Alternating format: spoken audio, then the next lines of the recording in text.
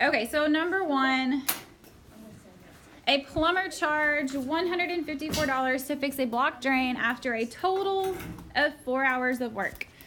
The plumber charged the same rate for each hour of work. Which diagram represents the constant rate of change for this situation? So remember, constant means same. So when I'm looking at those answer choices, if he earned $154 for 4 hours of work, how much did he earn for 1 hour? We would divide, right? You have to do 38.50 divided by 4. Good.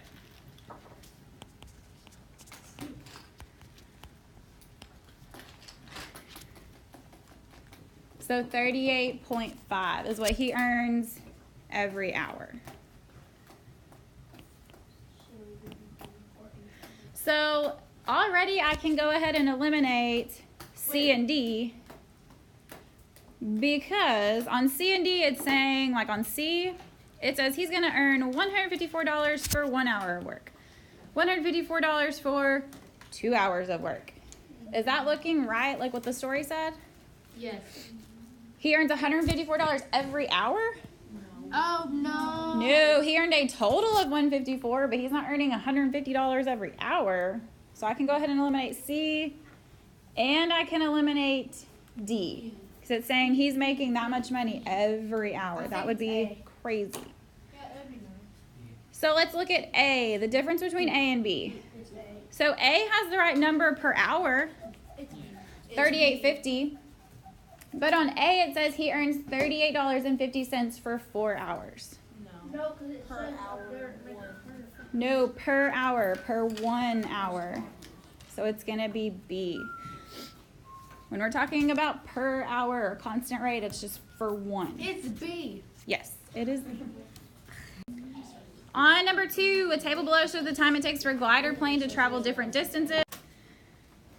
What is the constant rate of change in this situation in miles per hour?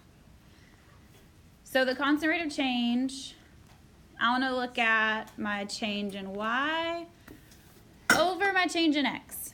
And this one's a little bit different than what we've normally seen, but my X value is talking about minutes, and my question asks me about per hour. So I'm going to look at this very bottom pair, because it gives me 30 minutes, which is half of an hour. So that's pretty nice.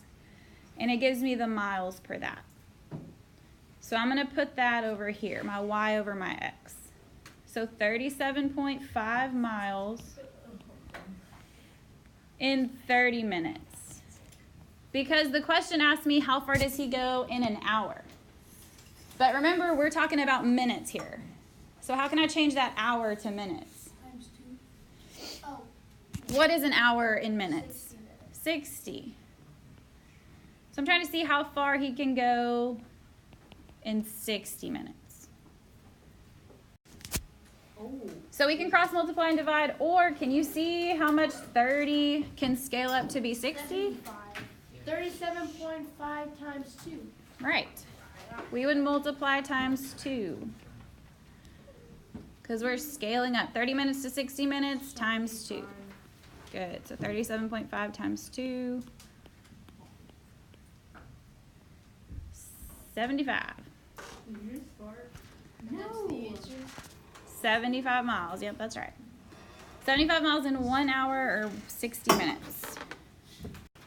Okay, number 3 on the back. So this is, it looks different than what you've seen, but it's still talking about the same stuff. We're talking about unit rate. So per 1. The battery readings on Victoria's tablet was as shown. A full battery is 10 units. What is the constant rate of change? So think about the unit rate of change in the tablet's battery readings. Okay, so let's look at this battery over here. So I've got 1, 2, 3, 4, 5, 6, 7, 8, 9, 10.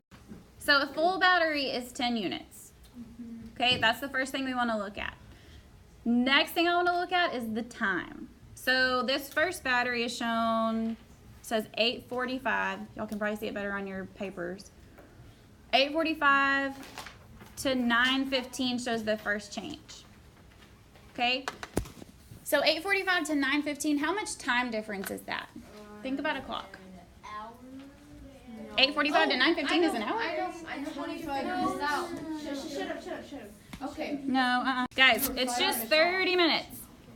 Okay? 30 minutes. If that confuses you, if you cannot see that 845 to 915 is 30 minutes, if you are not looking at a clock, then look at the per hour, because technically that's going to be our unit rate per hour.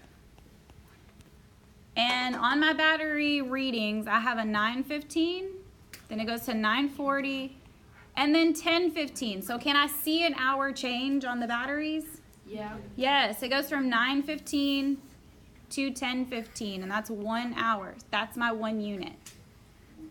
So then look at those battery readings. At 915, my battery was at 1, 2, 3, 4, 5, 6, 7. So I had 7 units at 915. An hour later at 1015, how many units do I have? 4. 4. So what was that change in the 1 hour? How much did it change in 1 hour? 3. 3. It went down by 3.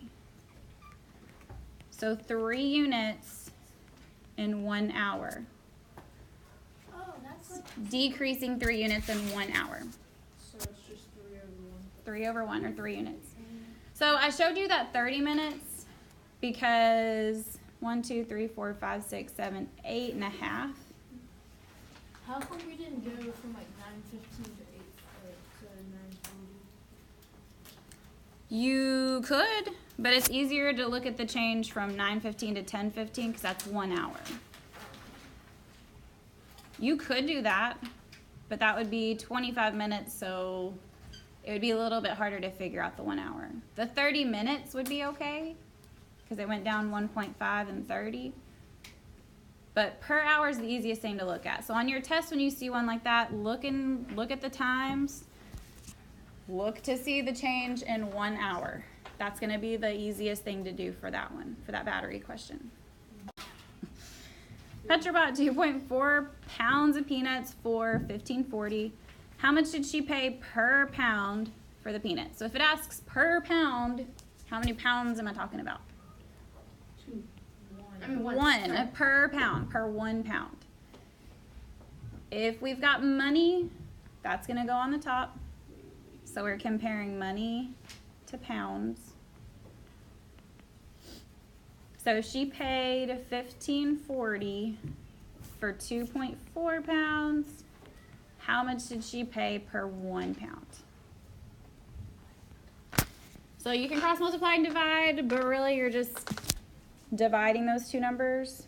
So off to the side, 15.4, top dog goes in the doghouse, divided by 2.4.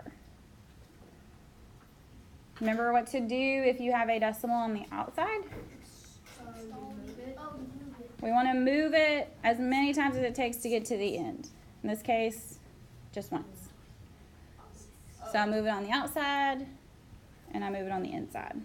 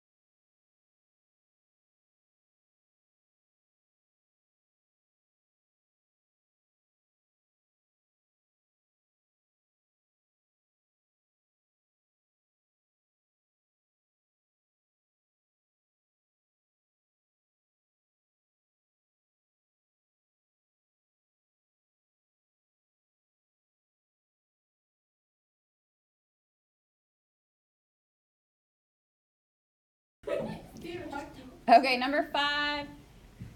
Jose was making a special meal for his family at the grocery store. 3 different brands of flour. Rank the brands from least expensive to most expensive by unit price. So we're comparing money to pounds. Money to pounds. And so unit price, that means it's going to be the price of 1 pound. Because it's per 1, so 1 pound. So A is already done for us, so I don't have to do anything with that one, because for 1 pound, it's $3.50. Brand B is not done for us. It says for 1.5 pounds, it's $4.15. So we got to figure out what the price for just 1 pound is. So we're going to divide those two. Do you divide every single one? When it's unit price, yes. Only the B and C though, because A's already done. Only B and C because A is already done because it says 1 pound. It's 3 on number 3. Good. C is like 9. C is kind of easy. So B is the tricky one. So 4.15 divided by 1.5, top dog in the doghouse. Move your decimal. And we get 2.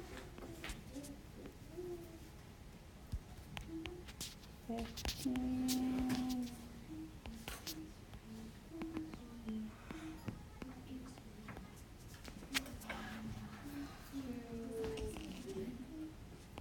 Times 5.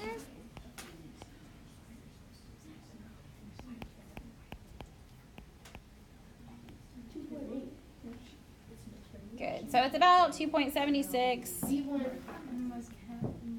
And then on brand C, same thing. We've got to take that $15. Shh, guys, stay with me, and divide it by 5. Which is what? What's the unit price for brand C? 3. $3. So looks like brand B takes the 1. Good. So brand B is going to be the cheapest per 1 pound. It's the cheapest unit price. So brand B is first. What's our next cheapest, I guess? Brand C. Brand C for $3 for 1, and then brand A. Okay, number 6. The figures below are similar isosceles triangles that have a proportional relationship between the base, B, and the leg, L, within each triangle. What is the constant of proportionality that relates the length of the base over the length of the leg within each triangle? So we're trying to figure out the constant of proportionality for each of the triangles. So we're going to compare base over the leg. So and so for this first one, my base was 1.5 over the leg, which is 3. So just like unit price, same thing, we're just dividing those two. By 1? You're dividing the base by the leg. Because that's how it said to set up our proportion, the length of the base. And you're just trying to find what? The kind of like the unit rate, constant of proportionality. So 1.5 over 3, so what is it over 1? So 1.5 divided by 3. So on the first one, 1.5 divided by 3. So 3 can't go into 0. Can 3 go into 15? Yep, 5 times. 5 times. So my constant of proportionality for the small triangle is 0.5. And then we want to do the same thing for the other two, just to make sure to see if they are the same. So for the second triangle, base over the leg, so 3 divided by 6. 3 divided by 6, not 6 divided by 3. So 6 can't go into 3, so I put a 0. 6 will go into 30, though, 5 times. So I get 0.5 for my constant there. Same thing on the last one. Base over the leg. So 4.5 divided by 9. Yep, 4.5 divided by 9. Yes. We're so